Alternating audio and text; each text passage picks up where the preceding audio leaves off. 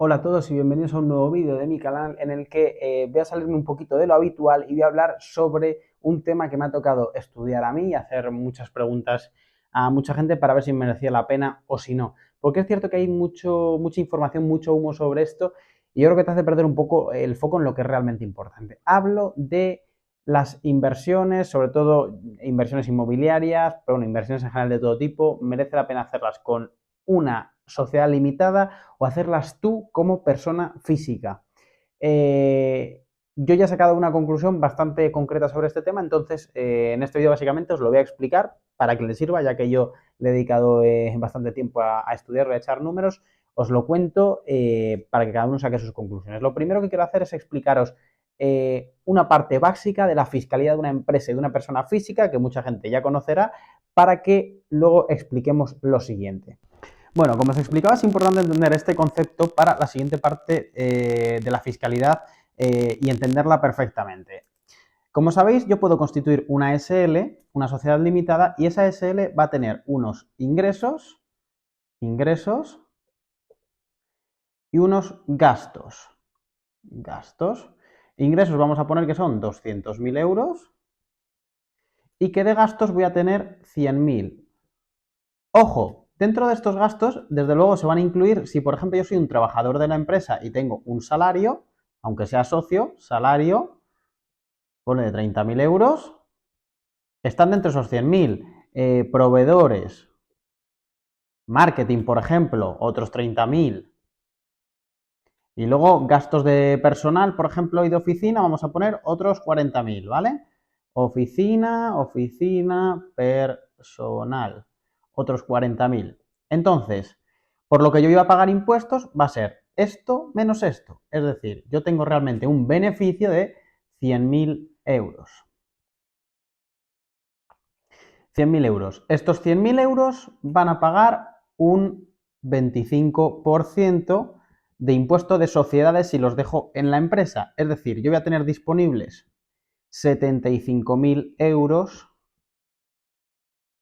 para invertir. Ojo, para invertir con la sociedad, es decir, puedo comprar cosas con la sociedad, pero todo siempre estará dentro del circuito de la sociedad.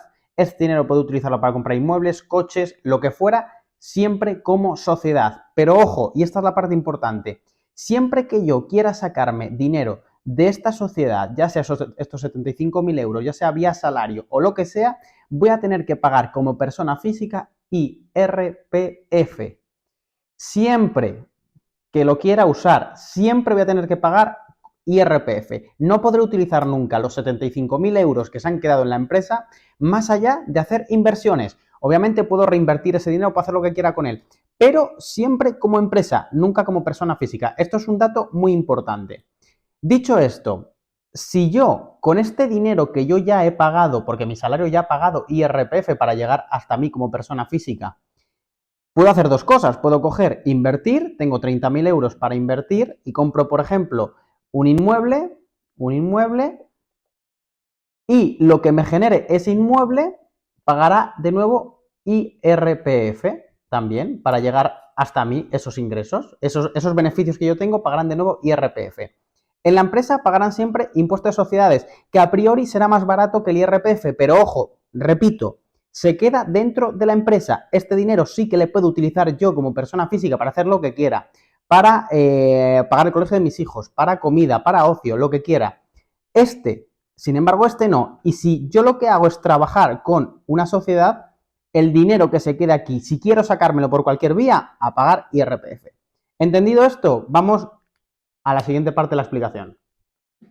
Entendido lo anterior, parece bastante obvio que para una persona que ya ha pagado por su dinero, por el dinero que recibe, su IRPF, lo que le interesa a priori es comprar, por ejemplo, la inversión en inmuebles, hacerla él mismo como persona física, porque de esa manera los alquileres lo va a recibir él directamente y además hay un punto de más que también es importante conocer aquí.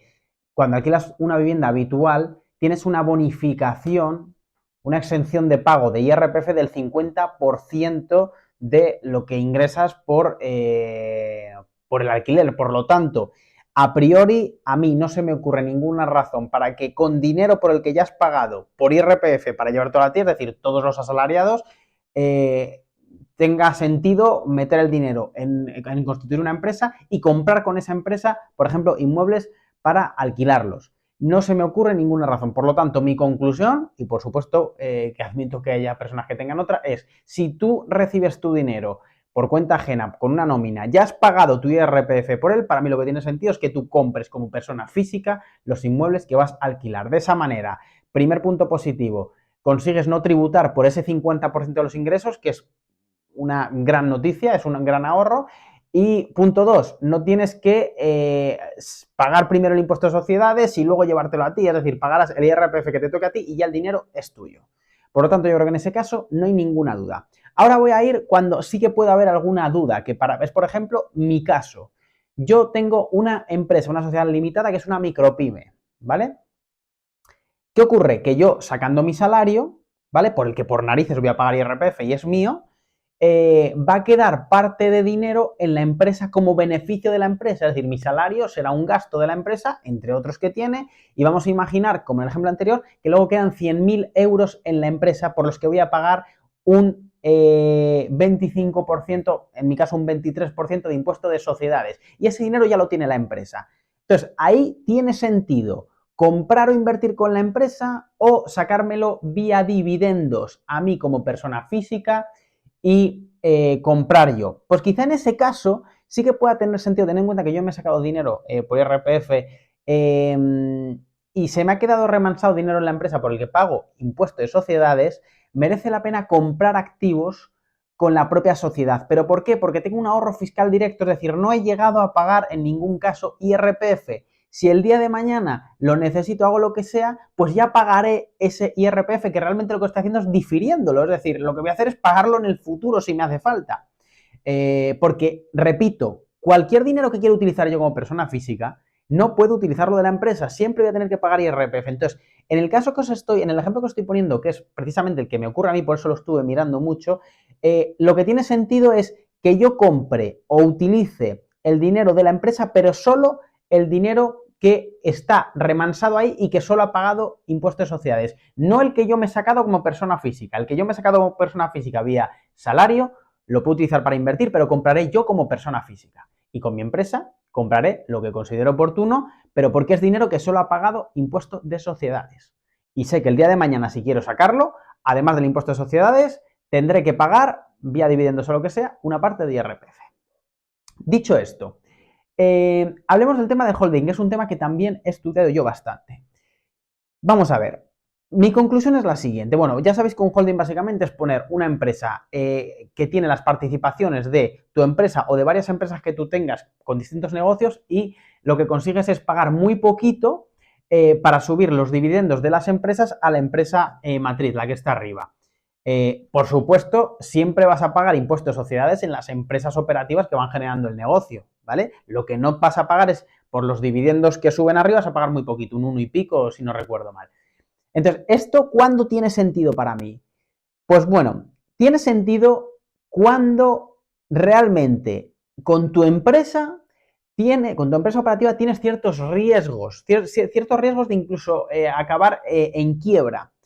¿Por qué? Porque lo que haces ahí es quitarte riesgos de encima, es decir, tu empresa, la que genera el negocio, imaginemos que tiene pólizas de crédito, que tiene muchos empleados, que tiene un negocio que es bastante inestable porque solo tiene, por ejemplo, un cliente. Si ese cliente se cae, vas a tener que seguir pagando o despedir a tus trabajadores, vas a tener que pagar las pólizas de crédito que tienes con la empresa, lo que fuera. Como tienes riesgo con tu empresa, tiene sentido hacer esa estructura porque de esa forma lo que haces es lanzar los beneficios a la holding y si el día de mañana tu empresa operativa cae o cae una de ellas, no hay ningún problema, está protegido lo que ya haya subido.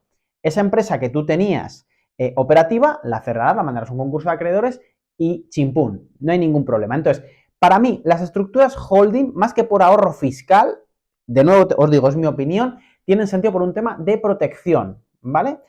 De protección, por lo que os comentaba, porque puede haber empresas operativas que tengan riesgo. En mi caso, yo tengo un despacho de abogados con las cuentas en general muy saneadas. Recibo dinero de muchos clientes de distintos, que todos me dejen de pagar a la vez, tampoco tengo muchos empleados. Es decir, que haya una circunstancia problemática, en mi caso, es raro, es complicado que ocurra. Entonces, ¿yo qué hago? Yo no monto un holding, yo os hago lo que os he dicho antes. Lo que me saco yo como persona física lo invierto yo y lo que se queda en la empresa como un beneficio después de todos los gastos que he tenido, incluido mi salario y el de mi socio, pues lo puedo utilizar para invertir con la propia empresa, sabiendo que si el día de mañana quiero utilizarlo yo, pagaré IRPF por ello. Por lo tanto, para mí el holding tiene sentido en ese caso. Si tú tienes una sociedad limitada que no tiene riesgo, para mí un holding, en tu caso, no tiene mucho sentido porque te vas a gastar bastante dinero, bueno, te vas a gastar dinero en hacer esa estructura que tiene unos costes de mantenimiento y realmente no le veo un beneficio claro. Incluso os digo una cosa, si el día de mañana acumuláis cierto patrimonio en vuestra empresa operativa y lo que queréis es dividirlo, pues siempre podéis hacer esa empresa que se divida en dos, una con patrimonio inmobiliario y la otra que siga siendo la empresa operativa. Y ya en ese caso, pues os planteáis el tema del holding o lo que sea, es decir, que el holding tenga las participaciones de esas dos empresas que han surgido de dividir una en dos. Yo lo plantearía así, es decir, yo a la conclusión que he llegado. Y luego, otro tema que yo os quiero explicar. Imaginaros una persona, os voy a poner un último ejemplo, por el tema de invertir con empresa, no invertir con empresa y tal. Es decir, vamos a imaginar una persona que tiene tal patrimonio que dice, mira, yo ya como persona física tengo un patrimonio inmenso y sé que no me va a hacer falta prácticamente nunca sacar dinero de las inversiones. Es decir, lo único que quiero hacer son inversiones. Y ya no solo en viviendas, son de todo tipo. Son en bolsa, son en mil historias, ¿no? Es verdad que el IRPF, es decir, los impuestos que se pagan por los beneficios de las inversiones, en su tramo más alto va a ser un poco más alto, va a ser más alto que el impuesto de sociedades. Entonces, solo en ese caso, es decir, cuando digan, no, no, es que tengo totalmente cubierto de cualquier manera todo lo que a mí me hace falta como persona física y lo que quiero hacer es invertir constantemente. Es decir, lo que voy a constituir es una empresa que constantemente va a estar invirtiendo. En ese caso, puede tener sentido constituir una empresa. ¿Pero por qué? Porque realmente sé que esa empresa prácticamente lo que hay ahí lo estoy utilizando como una hucha para que lo disfrute quien sea y cuando sea, mis hijos, sus nietos o lo que sea, ir acumulando riqueza ahí. Pero si, para la mayoría de los mortales que al final ese dinero lo vamos a tener que utilizar como personas físicas, es decir, lo va a utilizar nuestros hijos o lo van a tener que utilizar nuestros nietos o nosotros directamente, meter patrimonio en una empresa suele ser más problemático que otra cosa, porque cuando hay que sacarlo, yo he visto verdaderos dramas cuando hay que sacar ese dinero que estaba dentro como de una persona jurídica de la empresa para pasar a persona física, verdaderos dramas. La gente pensaba que tenía una cantidad de dinero y después de pagar impuestos, en absoluto era esa cantidad. Por lo tanto, mi conclusión es esa, es decir, si tienes clarísimo que tienes dinero suficiente para que no tener que tocar eso durante generaciones, puedes plantearte hacer una empresa en estos términos. Pero si tú vas a tener que utilizar ese dinero, yo en principio creo que el dinero que tú ya tengas como persona física, inviértelo como persona física. Porque por ahorrarte algo de impuestos, al final cuando lo quieras volver a recuperar, vas a acabar pagando de más. Entonces, un poco yo creo que la conclusión para mí sería esa. Y de hecho es lo que yo voy a aplicar. Así que bueno, espero que os haya servido y por supuesto si estáis pensando en organizar de alguna manera pues vuestra fiscalidad, vuestras inversiones y tal, yo siempre recomiendo que os pongáis en contacto con un especialista. Yo os puedo ayudar y dar un poco mi visión sobre ese tema, o si no, una persona, pues un fiscalista que conozcáis o lo que sea, siempre especializado, importante. Y nada, poquito más que deciros. Un abrazo a todos y nada, hasta el siguiente vídeo.